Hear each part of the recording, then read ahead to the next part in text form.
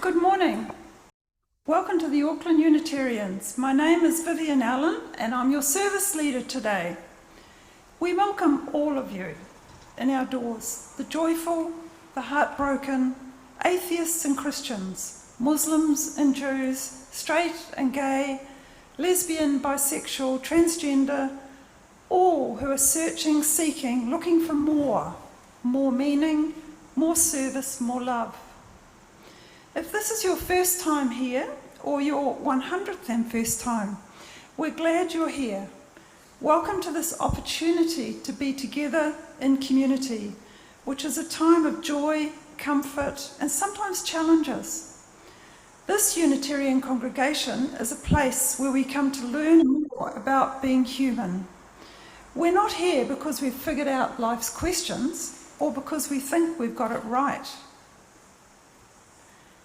Please stay after our service and join us for a chat and some morning tea.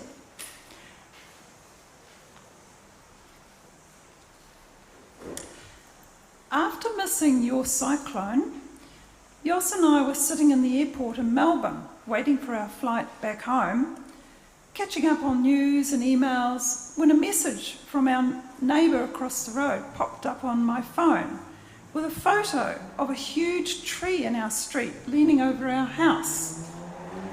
Maybe we can see it. There we are.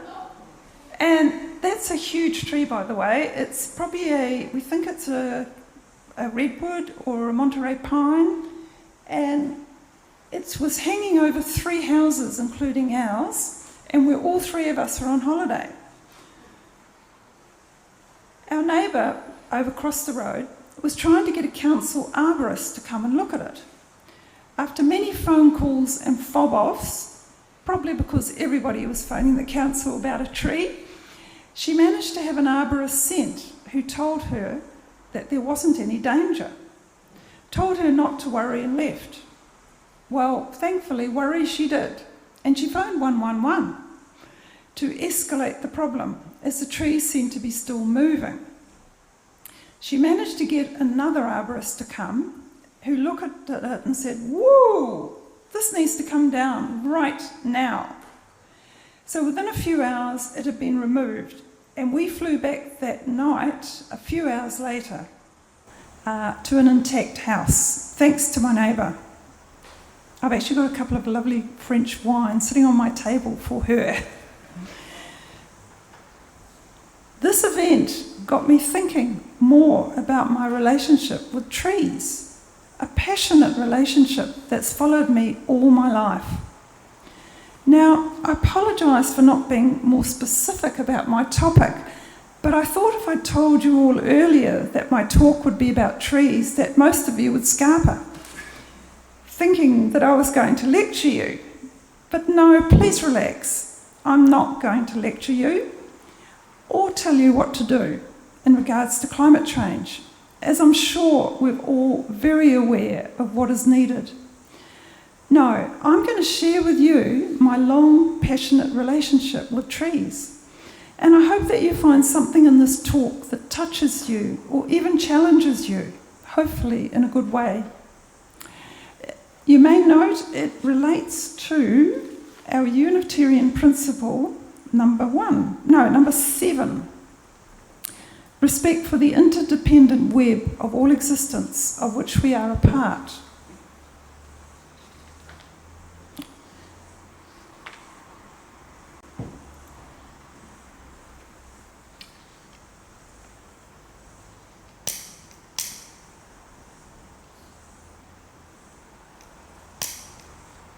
At times, our own light goes out and is rekindled by a spark from another person.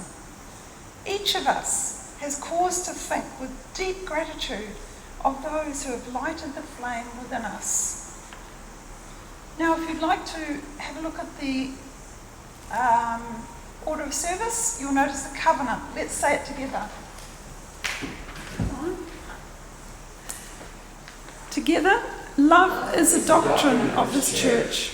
The quest for truth is a sacrament, and service is its prayer. To delve together in peace, we seek knowledge and freedom, to serve humankind in fellowship, to the end that all souls shall grow in harmony. Thus do we covenant with each other. I actually can't say with our God because I'm not really into that, but we're Unitarians, we're allowed to believe in either.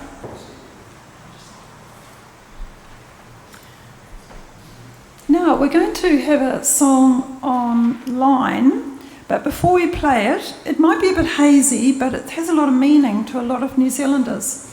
It's a song called Nature, written by Kiwi Wayne Mason in 1969, and at times it's been voted the most popular song. Wayne Mason says he wrote Nature in an hour when he was sitting on the front porch of his mum's house, looking out on a beautiful day with trees and stuff.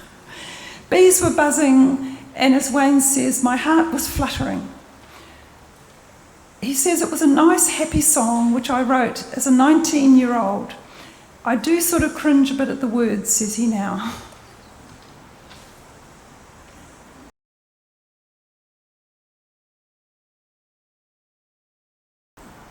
Thank you, and apologies, that was actually a cover because when I looked for it, the original was just way too fuzzy and wasn't able to be used. But it is lovely, isn't it? I'm now going to take you into a short spoken meditation. You can close your eyes or watch the photo on the screen, whichever you feel more comfortable with. Can I have my second photo of trees, please? It is a New Zealand bush photo. Now, take 3 long, deep breaths as you feel yourself sink deeply into the ground and your body becomes relaxed. Now, imagine you're standing on a path at the edge of a small forest. The bright sun warms your back as you face the opening in the trees. The cool breeze from the forest is inviting you to enter. The path is clear and broad, it's easy to follow. And so you step into the forest. All around you, you can hear birds calling to one another. Their sounds are sweet and gentle. It's as if they're encouraging you to take a few more steps into their home. And so you do. The peace in the forest is total. You can hear the sounds of birds hidden in the dense canopy of the forest. As you continue to walk forward, there before you is a beautiful, massive, strong tree. It has a strong root system coming out of the earth, anchoring it in place. You decide to climb into the roots, and it's as if the roots create a special natural bench for you to sit. You notice that the roots connect to a small creek of cool running water near where you're sitting. So you dangle your feet into the water below, sending a cool, pleasant tingle up from your feet to your ankles, then up your legs to your tummy. Now you feel the coolness touching your fingers, and then up your arms, into your chest, neck. Then your forehead feels cool and calm. Breathe in this cool, refreshing feeling. Your entire body feels refreshed and relaxed as you dangle your feet in the river, sitting on the strong roots of the tree. Your mind begins to focus on the strength of the tree, its power and its stability.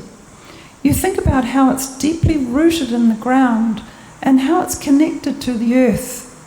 Your thoughts drift to how the tree gives its shade, its oxygen to the air we breathe, how it provides a home to birds, and how it gives you a sense of being strong, stable, and protected. You take one last deep breath in the forest and know it's time to leave. You begin to start walking down the forest path, feeling the sun warm your body again. You turn around to bid your tree goodbye. You know that you can return to the strong stability of the tree and its refreshing waters below whenever you need to. Now we come to my talk, my passionate journey from naivety to despair to hope. I've always been drawn to trees. Until I turned 10, I spent most of my spare time climbing trees on our farm. Back then, I divided trees into two categories, good and bad. The good ones were those great for climbing, such as Pahurikawa, some Lawsons, oaks, those kind of trees with wide, low branches. The bad ones, which were not good at all for climbing, were trees like Lombardy poplars, the two upright and didn't have low branches. Nasty trees. Luckily, our share milkers had 7 children for me to play with, and our favourite activity was to climb trees. We even used to enjoy climbing the nectarine trees in the orchard in summer, sitting up in the branches, munching nectarines on a hot day. My dad planted trees and cared for them wherever we lived, on our farm and when we moved into town. Didn't everyone? My parents retired in their 60s to a 100-acre farm, but unfortunately soon after they moved there, my dad was diagnosed with an aggressive cancer and they had to put the farm on the market. I went to visit them for the last time on that farm and found him down a gully planting trees. When I asked him why, "What are you doing?" he replied, "I may not be able to look up to them ever, but I'll be able to look down on them." That's from an atheist too. When I was 10, we moved to Tauranga, and luckily our house was right beside a beach lined with beautiful old Pahurikawas, which, if you're a tree climber, you'd know are perfect for climbing. I joined a little group of local children, all boys except for me, who loved to have play fights. We divided into 2 groups, one on the ground and the others up the Pahurikawa. The ones on the ground would throw handfuls of wet sand and mud up at the others. And I can't actually remember who won and why, but we'd all end up in the sea to wash off all the dirt. I've always felt the calmest and at peace in a forest, the wonderful earthy smell after rain, a sense of being enveloped by ancient trees. Trees just spoke to me. Moving to Titirangi 25 years ago to a house surrounded by trees felt like moving to my ancestral home. Most mornings Jos and I would walk through the local bush tracks before work, and Saturdays we'd often go for a longer walk in the Waitakaris. On holiday you'd find us doing another great walk in the South Island. The well-known researcher Dr. Suzanne Simard got her PhD in forest sciences because she wanted to understand why forests have felt so powerful to her since she was a young girl. She also wanted to help protect them. Her groundbreaking discoveries include many of the ways trees communicate with each other through underground fungi networks and how they help each other by sharing resources. Hub trees, or grandmother trees, the oldest and largest in the forest, are especially important to the ecosystem because they act as central hubs for vast below-ground networks. In her popular TED talk, Dr. Simard assures us that everything in the forest is connected and communicating. She said most of us have forgotten that we're connected to each other and to nature, that we are one. Nature is not some separate thing, but an intimate part of us.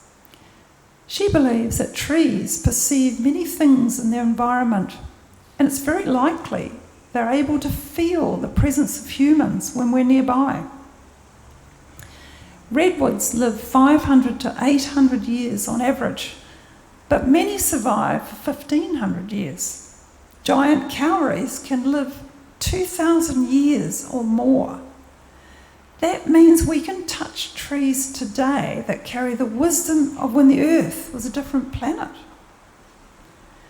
To position this closer to Maori cosmology, we might consider the narratives of Tane Mahuta, the deity of the forest, represented by the tree who creates Tau Ao Marama, the world of light, by separating the sky deity Ranganui and the earth mother Papatuanuku, bringing light and life to the earth.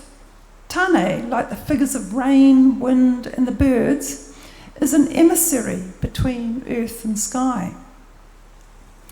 Very near to our house in Titirangi was an enormous ancient kauri, probably one or the largest in the Auckland area. It is thought that it wasn't cut down by the loggers because it's a bit misshapen. It's quite sort of got a trunk that's a bit weird shape.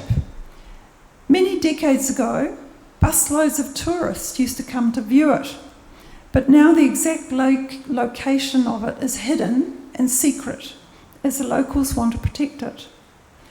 I walked around it a few times before Kauri Dieback arrived, and it is so large and ancient that it's hard not to get emotional when you're in its presence. Maybe it's what Dr. Simard calls a grandmother tree. 6 years ago, Jos and I decided that our large house and garden in Titirangi was taking too much time and effort, so we moved into a townhouse in the central city. Within a few days of moving, I had a reality check. I was walking down Wellington Street on my way home when I noticed that there were arborists with chainsaws roaring about to cut down a huge Norfolk pine, massive tree, beautiful, on the corner of the street on the berm. I asked them to stop while I phoned the council, as it was obviously a protected tree being on the berm. I got hold of them quite quickly, and the council informed me that through a quirk and some planning change, this tree was on private land. And since the national government removed tree protection from private land in 2012, there was nothing that anyone could do to stop this happening.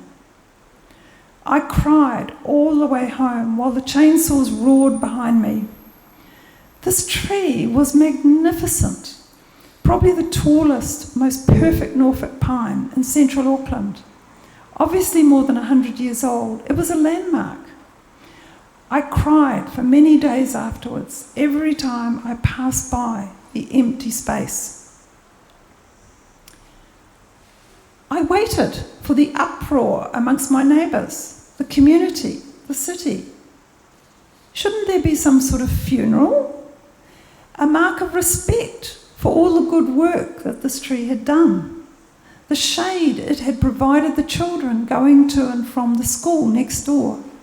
The landmark for finding a way around the city.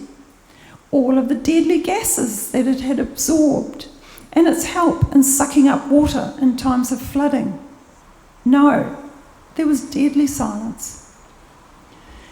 My talk is about my journey through naivety, despair towards hope, so I hope I won't disturb you too much with just a little reality in regards to our urban trees.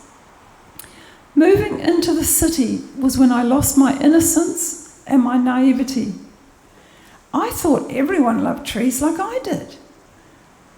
But there have been too many examples to share, but I will share two. Unfortunately, this first example is from my own family. We were having a family gathering at the house of my sister, who lives with her daughter and granddaughter. They were proudly showing me their new back deck, which was going to be used for future family gatherings. But they decided that the huge oak tree shading the deck had to go, as it was dropping leaves on the deck, which they had to sweep up. I pointed out how amazing the tree was and that they could trim it, as oaks can take quite a prune. However, the next time we visited, there was the huge gap where the oak had been. My sister then said to me, "Oh, we're finding the deck's a bit hot now. So we're going to plant an evergreen tree for shade because it won't drop leaves." I replied, "Actually, evergreens do drop leaves. They just drop them all throughout the year." and it will shade your house in winter. I despair. Had we still had tree protection in Auckland, that tree would still be there. Recently, I became aware of a neighbour close to us who was petitioning the council to have a tall cottonwood cut down outside his house on the boom. These are usually protected. I can see this tree through the window in my upstairs office as it pokes up tall above all the other trees. But it's quite a thin tree, so it wouldn't give a lot of shade. It wouldn't be, it's not annoying. This neighbour, though, had just bought the house within a few weeks. And within a few weeks, he had gathered signatures from his neighbours to have this tree cut down, as the fluff that it produced every autumn annoyed him. It got on his pristine concrete. I do understand how this could be annoying, but so too are the hidden fumes from the motorway close to our house, which is way more deadly, but I don't see any petitions to close that down. I was sent a copy of his letter that he sent to the council, which made me cringe. Please realise that this man used to head up one of Auckland's largest law firms, so he probably has been in his elite bubble all his life. In his letter, he told the council that he would pay for the removal and the replacement of the tree with one more suitable, and that the council could then give the wood to the poor. Wow, how entitled is that? I wrote to the council in support of the tree, and luckily not because of my letter, but because it's on the boom, actually, the council refused to cut it down, but they gave it a nice prune so that there were no dead branches, and also so it won't be quite as annoying. Quite a good solution, I thought. But now I'm hoping that this neighbour doesn't resort to poisoning, because that's what people do. After many of these types of episodes in my neighbourhood, I decided to try and help and joined the Tree Council, an organisation which tries to protect urban trees in Auckland and also lobbies government to have tree protection reinstated, even though they've failed at both, not for want of trying. I joined their small board of passionate tree lovers and tried to do my bit. I like the people on the board because although they're all tree lovers, they're also pragmatists, and they realise that some trees have to be felled. If they're dangerous, they may be in the wrong place, or sometimes you do have to cut a tree down for progress. They're not usually the people you see with the placards. They're often behind the scenes lobbying and appearing at environment courts. After a couple of years trying to help, I realised I'm just too emotional about trees. And it was taking a toll on me, watching the decimation of our urban trees and nobody caring enough to stop it. What I've noticed is that people will say to me, "Of course I love trees, but not this one beside me." Well, actually, they're deluding themselves that they actually care when they really underneath don't. I changed my focus onto our close surroundings, and I joined the little committee in charge of the small park that surrounds 30 houses, including ours. I've now helped to protect 4 old trees from being cut down, often by owners who up and leave, a year or so later, meaning the tree that annoyed them that they want to cut down doesn't annoy the new owner, or vice versa. This is what I call short-termism, in the political sense and also in the minds of we New Zealanders. We're thinking of today and what annoys us today, not of future generations who might benefit. On our berm, on to some more positive things. On our berm, outside our house was a very scruffy old cherry tree. The sort of tree that is tempting to cut down. It was choked with grass around its trunk and looked very sick. The last remaining of the original neighbours, he's 90 years old now, and he told me that he planted this cherry tree in 1975, and there's actually 3 or 4 others. He planted it after he moved into his house, and they're quite special to him. So I thought I'd try and look after it. I cleared away the grass, added some compost and fertiliser, and planted the boom with some flowers. Now the tree has twice the number of leaves and is thriving, and people walk past often comment on how they enjoy the tree and the flowers. I'm not the first in our street to plant their boom, but soon the majority of our neighbours have planted their booms and the street is looking great. Across the road from our house is a small pocket park. That probably didn't get built on because it's got an enormous pine on it and quite a few major drains. 2 neighbours beside the park started creating gardens in the park and asked if I'd like to join them. I don't do much except help to pay and also help to spread the yearly mulch. Another neighbour has provided a large table for the park, where we now have our street parties in summer. We've got, in our neighbourhood, which is Freeman's Bay, we have quite a few beautiful jacaranda trees. You may recognise them by their lovely purple flowers in summer, and they have dainty foliage. One day, one of my walks, I noticed that a young one was leaning over and was in danger of falling because its ties had broken. I registered this on the council website, and they fixed it within a few weeks. Maybe they wouldn't be quite so quick to respond at the moment, but their online system's very easy to navigate nowadays. Another time I was walking around Grey Lynn, and I noticed a boom with 3 beautiful cherry trees in flower. Just stunning. But I was concerned about their trunks, that someone had built up about 1 metre of grass clippings, which can actually kill a tree. People think they're helping, but it can kill. I left a friendly note in the letterbox suggesting that they remove the grass clippings away from their lovely trees to allow them to thrive, and was pleasantly surprised when I next walked past they'd done it. If you live in the city and you'd like to experience the spiritual tree experience, but don't have the time or maybe the ability to go walking in the Waitakaris, well, they're probably blocked at the moment, all you need to do is visit Smith's Bush, which is located behind Onewa Domain on Northcote Road. There's plenty of parking. They've got a loop track which is flat and has an elevated boardwalk for easy walking. Great for those with mobility issues, or families can take pushchairs.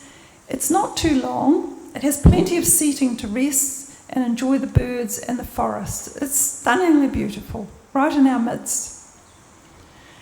Jos and I occasionally watch a New Zealand program about the SPCA. Do you ever see that one where the officers follow up calls from the public?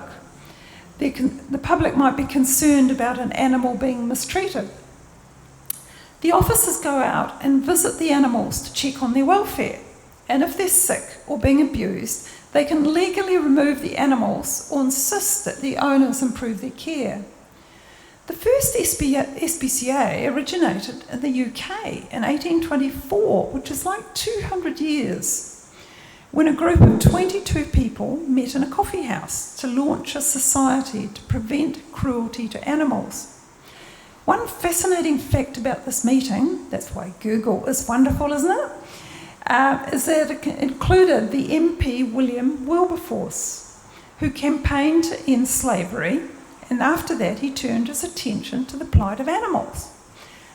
Also, William Wilberforce flirted with Unitarianism, unfortunately, before he became a complete fundamentalist.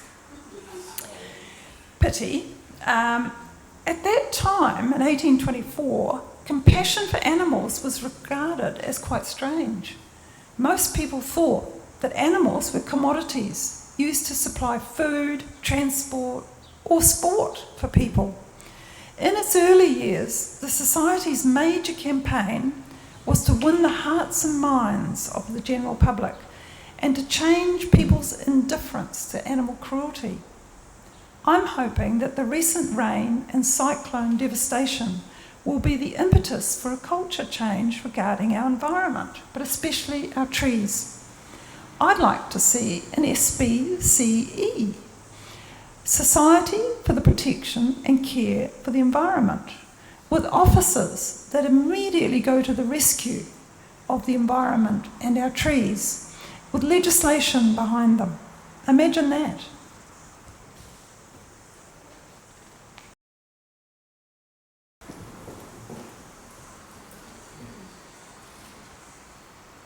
We extinguish this flame, but not the light of truth, the warmth of community, or the fire of commitment.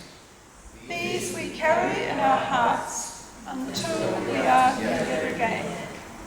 And our discussion starter this week is, what tree is your favourite and why? The Guardian newspaper does an article. Often they portray a person, they interview a person and they ask them, what is your favourite tree, or what tree has a spiritual significance to you? Is it maybe one you climbed when you were a child, when you were tree planted, maybe with significance? And that's what we're going to discuss.